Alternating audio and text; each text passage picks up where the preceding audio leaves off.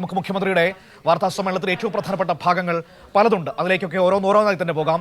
അതിൽ ഏറ്റവും ചരിത്രപരമായ ഒരു നിമിഷം എന്ന് പറയുന്നത് ഭൂപതിവ് നിയമ ഭേദഗതിയുമായി ബന്ധപ്പെട്ട ചട്ടം നിർമ്മാണം തന്നെയാണ്. കാരണം നമുക്കറിയാം, മലയോര ജനത എത്രയോ കാലമായി കാത്തിരിക്കുകയാണ്. 1-2 വർഷമല്ല, 5-10 വർഷമല്ല, 67 വർഷമായി കാത്തിരിക്കുകയാണ് മലയോര മേഖലകളിലെ ജനങ്ങൾ. കാരണം അവർക്ക് പതിച്ചു കിട്ടുന്ന ഭൂമി ആ പട്ടയരേഖയിൽ എഴുതിയിരിക്കുന്ന ആവശ്യങ്ങൾക്ക് മാത്രമേ ഇതുവരെ ഉപയോഗിക്കാൻ കഴിയുകയുള്ളൂ. അത് അവരെ സംബന്ധിച്ച് വലിയ ബുദ്ധിമുട്ടാണ്. അവരുടെ ജീവിത ആവശ്യങ്ങളിൽ വലിയ പ്രശ്നങ്ങൾ ഉണ്ടാവുകയാണ്. അങ്ങനെ നിൽക്കുന്ന ഒരു ഘട്ടത്തിലാണ് ആ നിയമത്തിൽ വലിയ ഭേദഗതി വരുന്നത്, ആ ഭേദഗതിയുടെ ചട്ടം രൂപപ്പെടുന്നത്. ഏറ്റവും ലളിതമായി പറഞ്ഞാൽ, അവർക്ക് അവരുടെ ജീവിത ആവശ്യങ്ങൾക്ക് വേണ്ടി പതിച്ചു കിട്ടിയ ഭൂമി ഇനി ഉപയോഗിക്കാൻ കഴിയുമെന്നതാണ് ഏറ്റവും പ്രധാനപ്പെട്ട കാര്യം. LDFന്റെ പ്രകടന പത്രികയിലെ 2021 നിയമസഭാ തെരഞ്ഞെടുപ്പ് കാലത്ത് LDF പ്രകടന പത്രികയിലെ പ്രധാനപ്പെട്ട ഒരു വാഗ്ദാനം കൂടി ഇതോടെ യാഥാർത്ഥ്യമാവുകയാണെന്നാണ് മുഖ്യമന്ത്രി പറഞ്ഞത്. മലയോര മേഖലയിലെ ഭൂപ്രശ്നം ജനങ്ങൾ വല്ലാതെ വിഷമിക്കുന്ന ഒന്നായിരുന്നു. ആ പ്രശ്നം പരിഹരിക്കുക എന്നത് സർക്കാരിന്റെ പ്രധാനപ്പെട്ട ലക്ഷ്യമായിരുന്നുവെന്നും മുഖ്യമന്ത്രി പറഞ്ഞു. വകമാറ്റിയുള്ള വിനിയോഗം ക്രമീകരിക്കുക എന്ന പ്രശ്നം പൂർണ്ണമായും പരിഹരിക്കപ്പെടുമെന്നും മുഖ്യമന്ത്രി വ്യക്തമാക്കി. 2016 തന്നെ LDF സർക്കാർ അധികാരത്തിൽ വന്നത് തൊട്ട് വിവിധ രീതിയിലുള്ള ശ്രമങ്ങൾ നടത്തിയതാണ്. അത്തരം ഇടപെടലുകളുടെ ഫലമായാണ് വിപ്ലവകരമായ ഭൂപതിവ് നിയമ ഭേദഗതി കൊണ്ടുവന്നത്. ഇപ്പം അതിൻ്റെ ചട്ടങ്ങൾക്ക് ഇന്ന് മന്ത്രിസഭ അംഗീകാരം നൽകിയിരിക്കുകയാണ്. നമ്മുടെ സംസ്ഥാനത്തെ മലയോര ജനതയുടെ പതിറ്റാണ്ടുകളായുള്ള ആവശ്യമാണ് ഇതുവഴി നിറവേറ്റപ്പെടുന്നത്.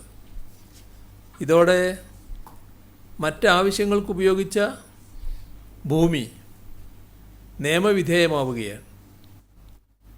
മലയോര ജനതയോടുള്ള സംസ്ഥാന സർക്കാരിൻ്റെ പ്രതിബദ്ധതയ്ക്ക് അടിവരയിടുന്നൊരു കാര്യമാണ്. മലയോര ജനതയുടെ കൈപിടിക്കുകയാണ് സർക്കാർ. നമുക്കറിയാം, എത്രയോ വർഷങ്ങളായി, ഞാൻ പറഞ്ഞതുപോലെ 67 വർഷമായി മലയോര മേഖലകളിലെ ജനങ്ങൾ ഈ ഒരു തീരുമാനത്തിന് വേണ്ടി കാത്തിരിക്കുന്നത്. അവർക്ക് കിട്ടിയ ഭൂമി മറ്റാവശ്യങ്ങൾക്ക് ഉപയോഗിക്കാൻ കഴിയണം, അവരുടെ ജീവിതം മുന്നോട്ട് കൊണ്ടുപോകണമെന്ന അവരുടെ ആവശ്യത്തിനാണ് ഇപ്പോൾ അന്ത്യമായിരിക്കുന്നത്. 67 വർഷത്തെ കാത്തിരിപ്പിനൊടുവിൽ യാഥാർത്ഥ്യമാവുകയാണ് ഭൂപതിവ് നിയമം. അതിൻ്റെ ചട്ടങ്ങളാണ് ഇപ്പോൾ വന്നിരിക്കുന്നത്. മന്ത്രിസഭയുടെ അംഗീകാരം ലഭിച്ചിരിക്കുന്നു. ഷീജയുണ്ട്. ഷീജ, നമ്മളൊക്കെ മലയോര മേഖലകളിലൂടെയൊക്കെ കടന്നു പോകുമ്പോൾ അവിടുത്തെ മനുഷ്യർ ഏറ്റവും കൂടുതൽ പറയുന്നൊരു വിഷയമാണ് അവരുടെ ഈ ഭൂപതിവ് ചട്ടം എന്ന് പറയുന്ന വിഷയം. അതിപ്പോൾ യാഥാർത്ഥ്യമായിരിക്കുന്നു.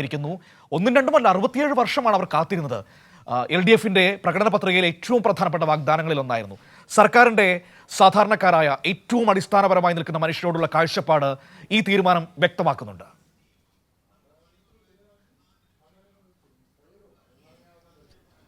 തീർച്ചയായും മനു, അതായത് LDFന്റെ 2021 പ്രകടന പത്രികയിലെ പ്രധാന വാഗ്ദാനം കൂടിയാണ് ഇപ്പോൾ യാഥാർത്ഥ്യമാകുന്നത് എന്നുള്ളത് തന്നെയാണ് അതിൽ ഏറ്റവും പ്രധാനപ്പെട്ട കാര്യം മുഖ്യമന്ത്രി എടുത്തു പറഞ്ഞത്. കാരണം മലയോര ജനതയുടെ വർഷങ്ങളായുള്ള കാത്തിരിപ്പിനാണ് വിരാമമാകുന്നത്, അവരുടെ ആവശ്യങ്ങൾക്കാണ് പരിഹാരമാകുന്നത്.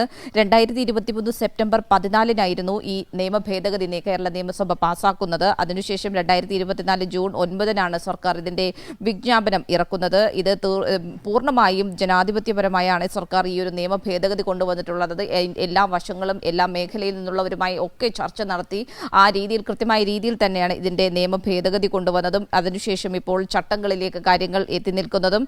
ഏതായാലും ഇതിൽ ഈ പ്രധാനമായും ചട്ടങ്ങൾക്ക് അന്തിമ രൂപം നൽകി എന്ന് പറയുമ്പോൾ തന്നെ ഈ ചട്ടങ്ങൾ ഇപ്രകാരമാണ്: പതിവ് ലഭിച്ചിട്ടുള്ള ഭൂമിയിൽ ഇതുവരെ ഉണ്ടായിട്ടുള്ള വകമാറ്റിയുള്ള വിനിയോഗങ്ങൾ അത് ക്രമീകരിക്കുന്നതായിരിക്കും എന്നുള്ളത് തന്നെയാണ് ഇതിൽ ഏറ്റവും പ്രധാനപ്പെട്ട കാര്യം. കൃഷിക്കും ഗൃഹനിർമ്മാണത്തിനുമായി പതിച്ചു നൽകുന്നവ പ്രധാനമായും ജീവനോപാധി ലക്ഷ്യമാക്കിയുള്ള മറ്റു വിനിയോഗങ്ങൾക്ക് കൂടി അനുവദിക്കുന്നതായിരിക്കും എന്നുള്ളതാണ്. വകമാറ്റിയുള്ള വിനിയോഗം ക്രമീകരിക്കുന്നതിനുള്ള ചട്ടങ്ങൾക്ക് രൂപം നൽകൽ എന്നുള്ളത് തന്നെയായിരുന്നു സംസ്ഥാന സർക്കാരിന് മുന്നിലുണ്ടായിരുന്ന വലിയ ഒരു വെല്ലുവിളി എന്ന് പറയുന്നത്. അത് അതേ രീതിയിൽ തന്നെ മുന്നോട്ട് കൊണ്ടുപോകാൻ സംസ്ഥാന സർക്കാരിന് സാധിക്കുന്നു. മലയോര ജനതയുടെ ആശങ്ക അതിന് പൂർണ്ണ പരിഹാരം കാണുക എന്നുള്ളത് തന്നെയാണ് സംസ്ഥാന സർക്കാർ ഇതിലൂടെ ലക്ഷ്യമാക്കുന്നത് എന്നുള്ള കാര്യം കൂടിയാണ് മുഖ്യമന്ത്രി സൂചിപ്പിച്ചത്. പക്ഷേ ക്രമവിരുദ്ധമായിട്ടുള്ള പ്രവർത്തനങ്ങൾ അത് ഒന്നും തന്നെ അനുവദിക്കുകയില്ല എന്നുള്ള കാര്യം കൂടി ഇതിനൊപ്പം തന്നെ മുഖ്യമന്ത്രി കൂട്ടിച്ചേർക്കുന്നു. മനു.